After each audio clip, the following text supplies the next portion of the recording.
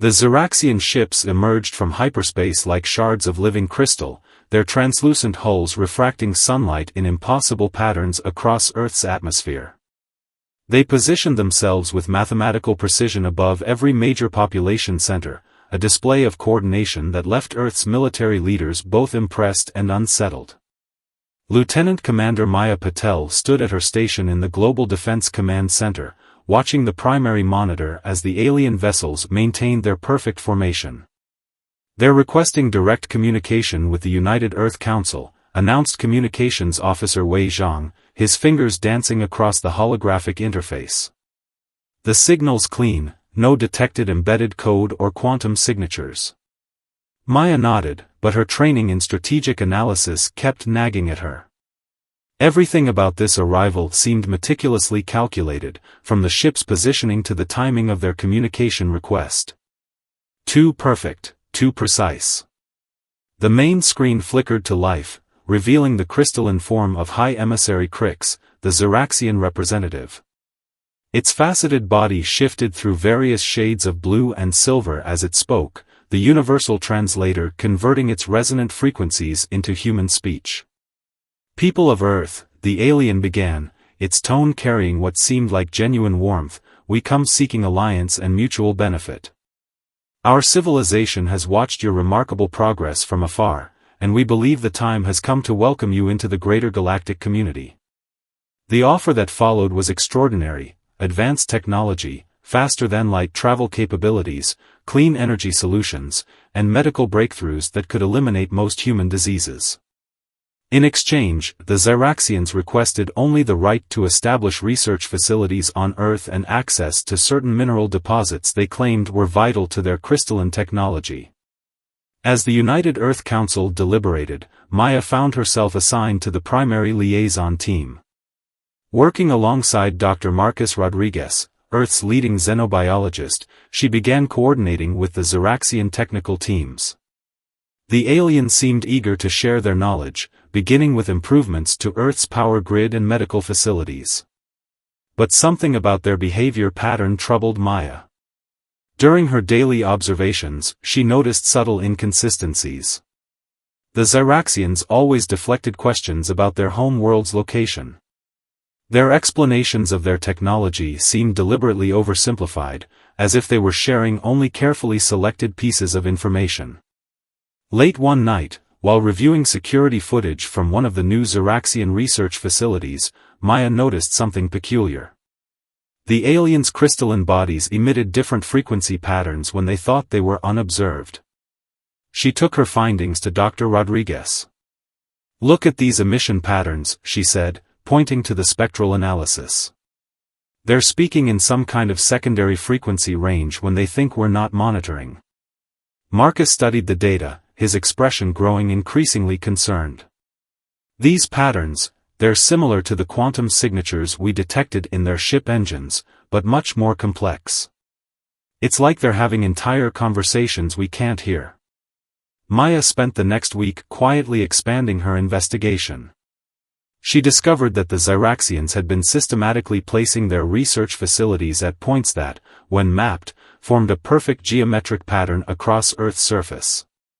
Each facility housed what they called a harmonic resonator, supposedly for clean energy generation.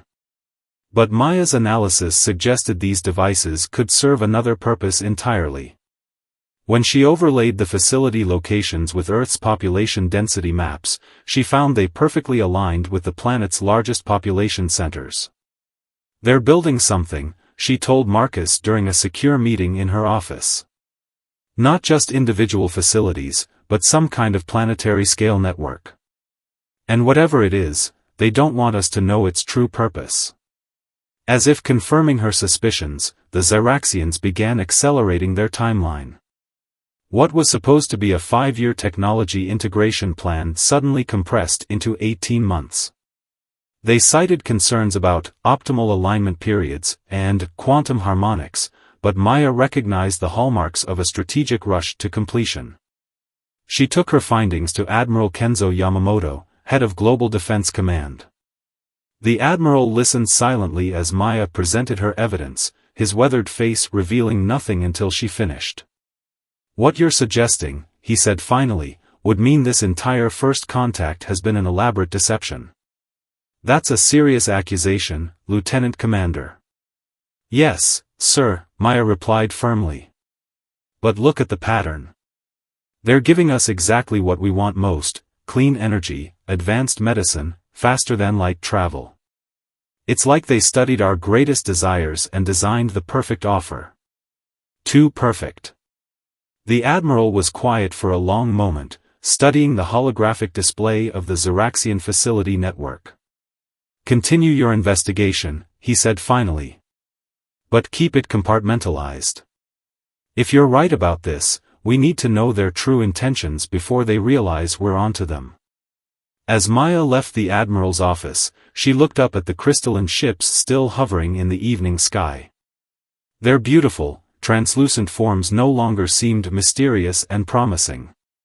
Instead, they reminded her of spider webs, elegant, geometric, and deadly for those who didn't see the trap until it was too late. But if the Xeraxians thought humanity would be easy prey, they were about to learn a crucial lesson. Because while they had been studying Earth's weaknesses, humanity had been quietly assessing theirs. And Maya Patel intended to ensure that whatever trap these aliens were setting would become their own undoing. Dr. Marcus Rodriguez stared at the quantum resonance scan results in his secure laboratory deep beneath the Rocky Mountains. The data confirmed his worst fears about their alien benefactors. What the Xeraxians called harmonic resonators were actually sophisticated consciousness manipulation devices, designed to interface directly with human brainwave patterns. The complexity is extraordinary, he explained to Maya over a quantum-encrypted channel. These aren't just power generators, they're more like consciousness harvesters. Each device is capable of processing and storing human consciousness patterns at a quantum level. The implications were staggering. The Xeraxians weren't planning to help humanity, they were preparing to turn the entire human race into a vast, organic quantum computing network. Their own crystalline forms suggested they had done this before, perhaps evolving from organic beings into their current crystalline state through similar technological manipulation. While Maya coordinated with Admiral Yamamoto to quietly prepare Earth's defenses, Marcus made another crucial discovery. The Xeraxians' crystalline bodies weren't just for show, they were actually complex quantum computers themselves, existing in a state of constant quantum superposition. This made them incredibly powerful but also potentially vulnerable to the right kind of quantum interference. Working in secret facilities around the globe, human scientists began adapting the very technology the Xeraxians had gifted them. Their apparent eagerness to accept and implement alien technology masked a careful process of analysis and modification. Every piece of Xeraxian tech was meticulously studied, its weaknesses catalogued and exploited. Colonel Aisha Hassan, leading the counter-technology development team in Dubai, made the breakthrough they needed. Their quantum consciousness exists in a delicate balance, she explained during a secure global conference. If we can disrupt that balance at precisely the right frequency, we can potentially trap their consciousness in a controlled quantum state. The plan that emerged was audacious. Instead of trying to prevent the Xeraxians' consciousness harvesting attempt, they would let it happen, but with a crucial modification. The human scientists had developed quantum shielding devices, disguised as simple personal electronics, that would protect human consciousness while redirecting the harvesting energy back at the Xeraxians. It's like setting up a mirror, Marcus explained to the gathered military leaders. When they try to capture our consciousness, they'll instead trap themselves in their own quantum network. The logistics of secretly distributing quantum shields to billions of people presented a massive challenge. Admiral Yamamoto coordinated with governments worldwide to integrate the devices into everyday items, phones, watches, jewelry, even clothing.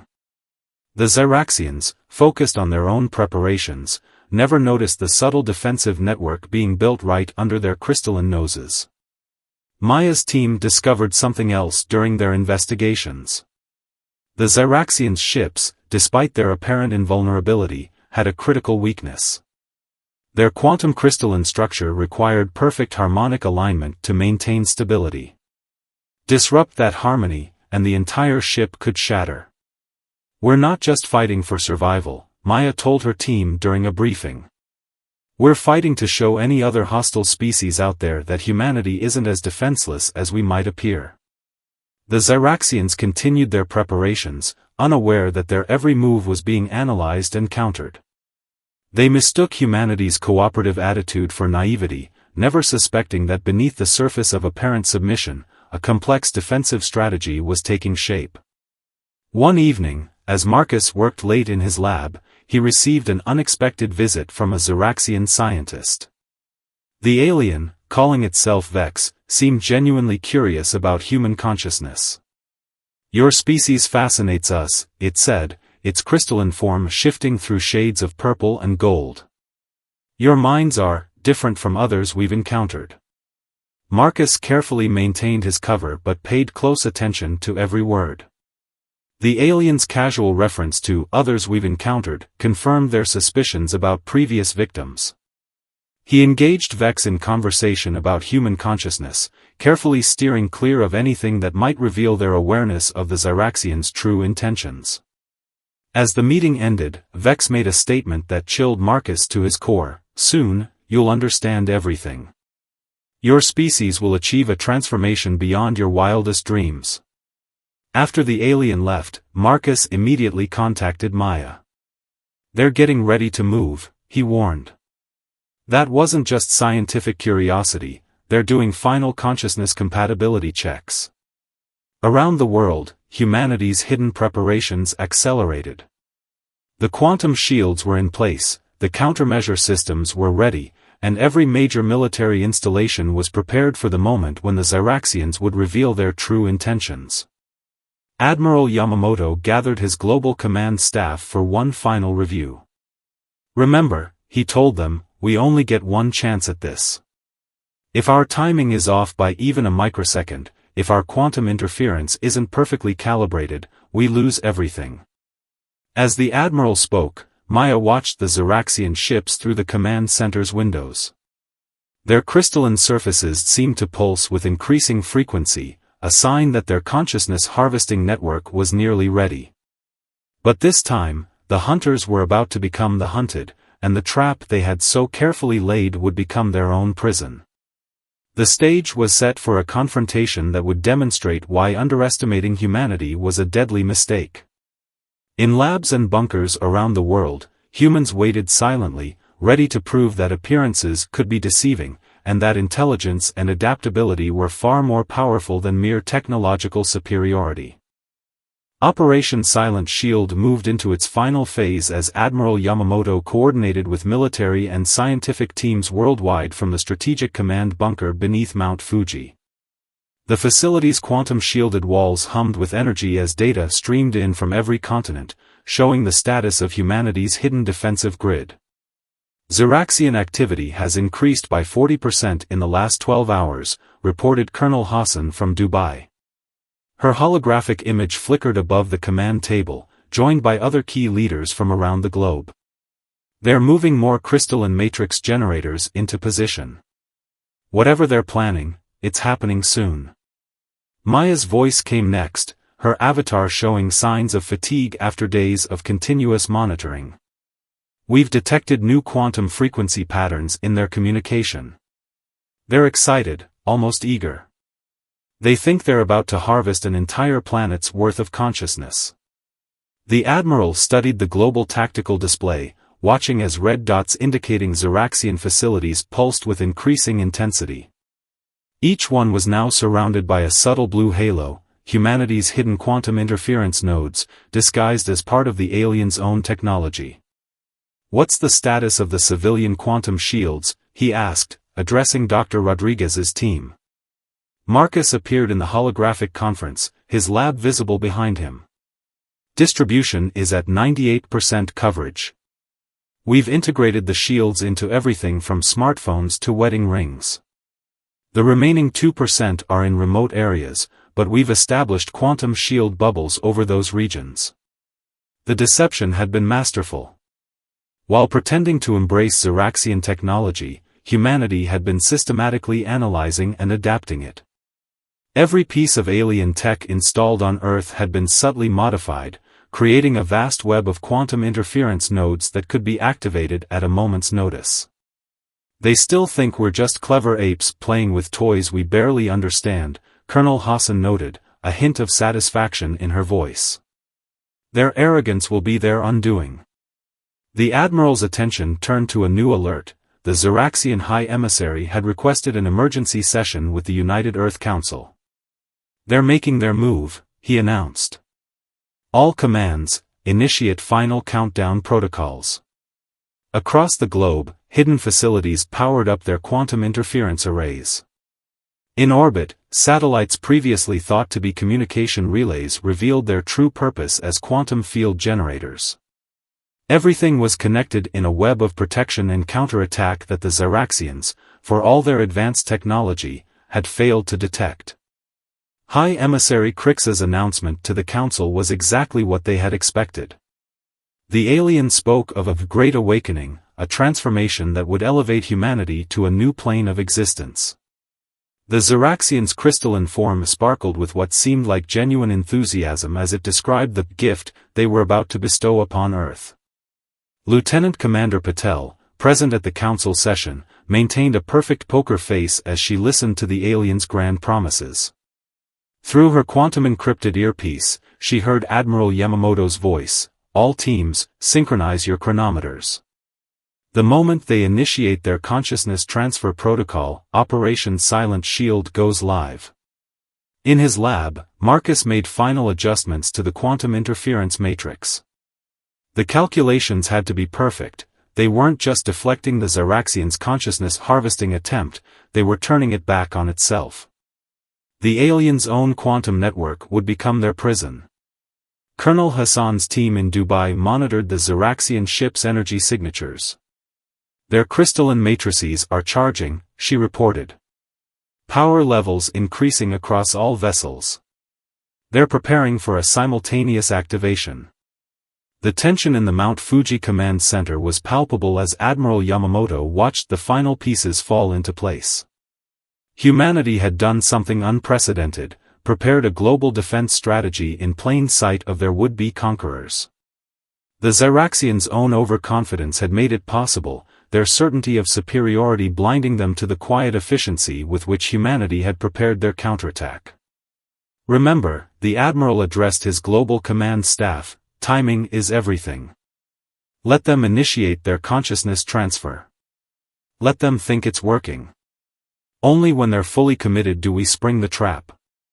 Maya's voice came through the command channel, "Sir, the Zeraxians are powering up their primary consciousness harvesting array. All ships are in position. They're about to begin." Admiral Yamamoto stood before the tactical display, watching as the Zeraxian vessels began to pulse with brilliant light. Around the world, their facilities hummed with growing power as they prepared to transform humanity into a vast quantum computing network.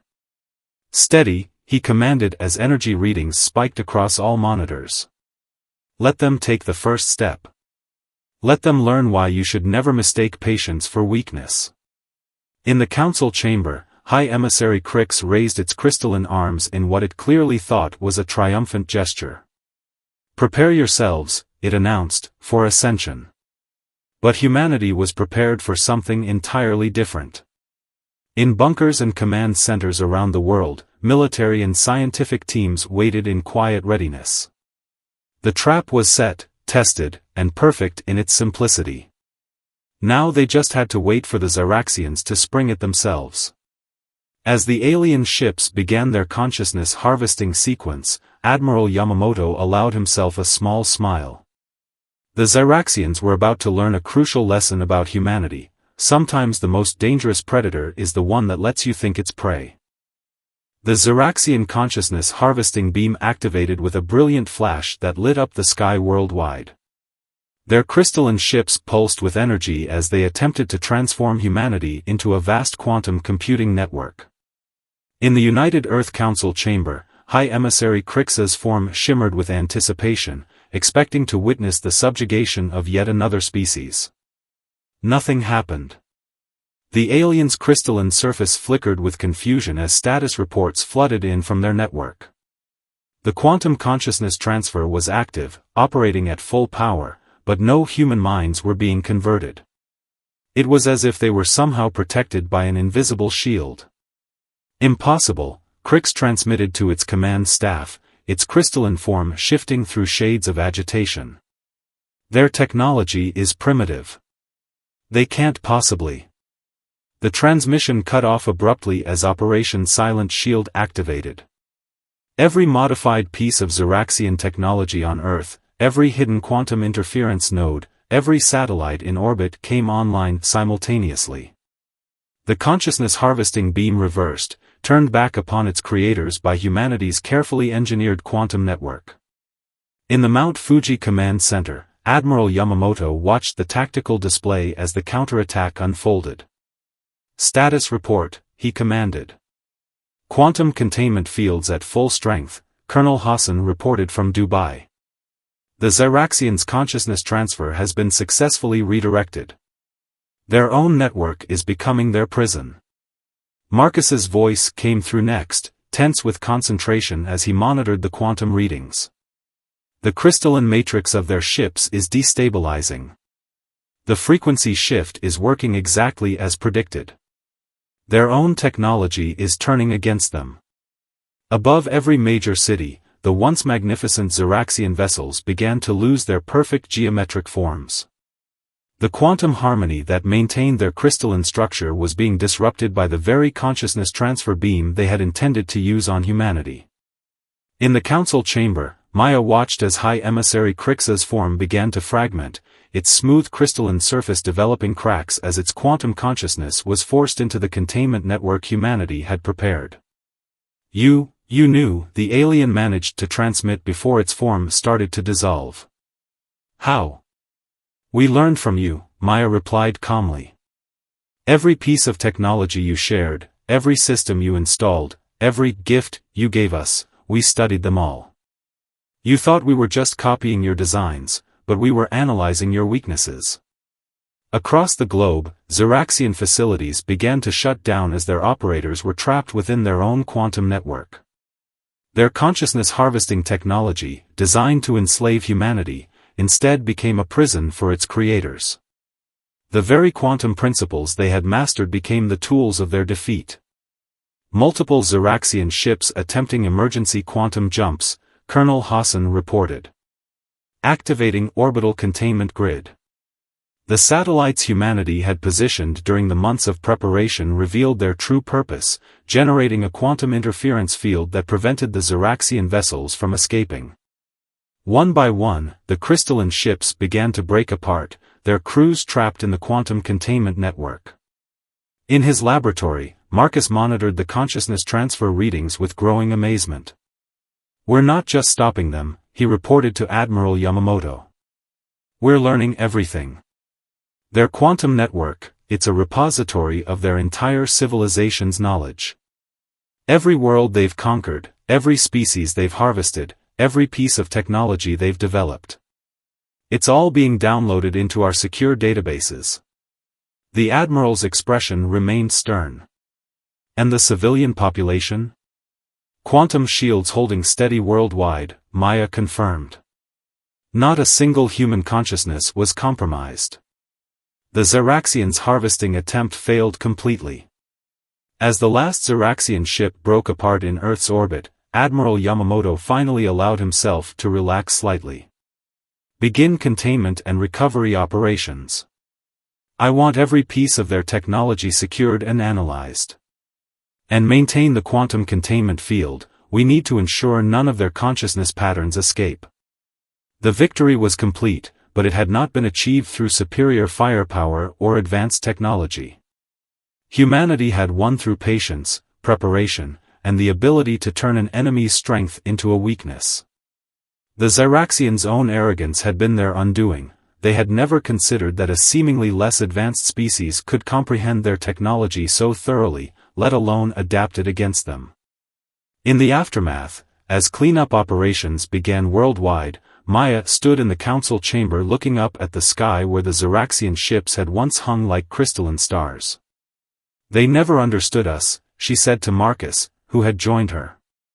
They saw our slower technological progress as a sign of inferiority, never realizing it was a choice, a decision to advance carefully, to understand what we develop before rushing to the next breakthrough. Marcus nodded, studying the quantum readings on his tablet. The knowledge we've gained from their network, it's going to advance our understanding of the universe by centuries. But we'll do it our way this time, carefully and ethically. And what about them? Maya asked, referring to the contained Xeraxian consciousness patterns. We'll keep them contained but alive, Marcus replied. Maybe over time, they'll learn what we already know, that true advancement comes not from conquering others, but from understanding and working with them. As night fell over Earth, humanity began the process of rebuilding and adapting.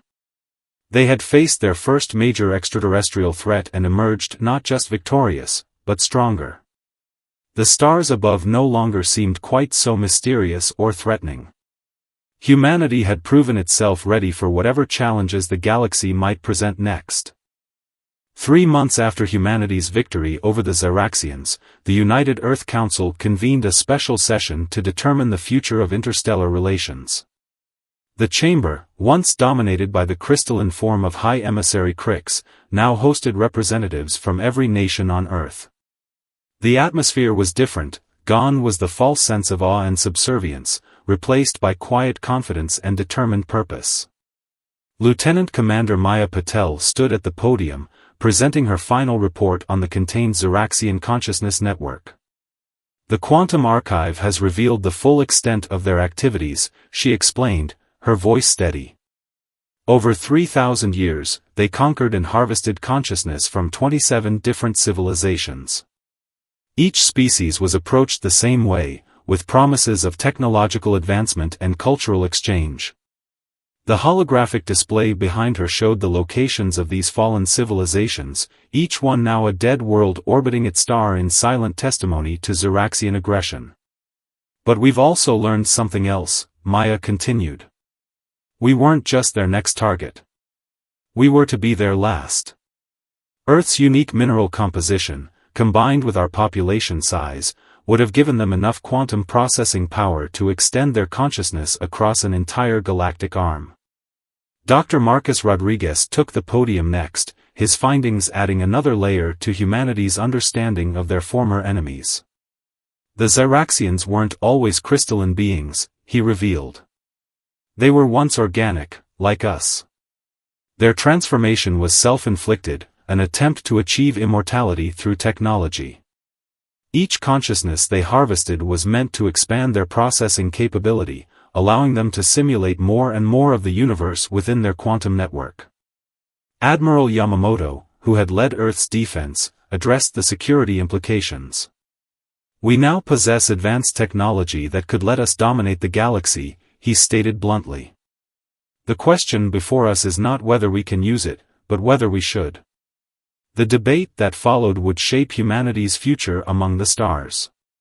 Some argued for using the Xeraxian technology to establish Earth as a major power, preventing any future attempts at conquest. Others advocated for a more measured approach, suggesting that humanity's strength lay not in overwhelming force but in wisdom and restraint. Colonel Hassan's presentation from the Dubai Research Facility offered a middle path. We've developed a method to modify the quantum containment field, she explained. Instead of imprisoning consciousness, it could be used as a shield, protecting developing civilizations from the kind of attack we faced. We could become guardians rather than conquerors. The implications of this discovery resonated through the chamber. Humanity had not only defended itself but had found a way to prevent similar attacks on other species. It was a responsibility no one had expected to bear. In her laboratory beneath the Rocky Mountains, Maya worked with Marcus to study the contained Xeraxian consciousness patterns. The aliens' thoughts, now accessible through the quantum network, revealed a history of fear and desperation that had driven them to their campaign of conquest. They were running from their own mortality, Marcus observed, studying the data streams. Every civilization they harvested was an attempt to process more information, to simulate more possibilities, to find a way to truly transcend death. They never realized that in trying to live forever, they'd stopped truly living. The Council's final decision was unprecedented in human history. Earth would not use the Xeraxian technology to dominate or control.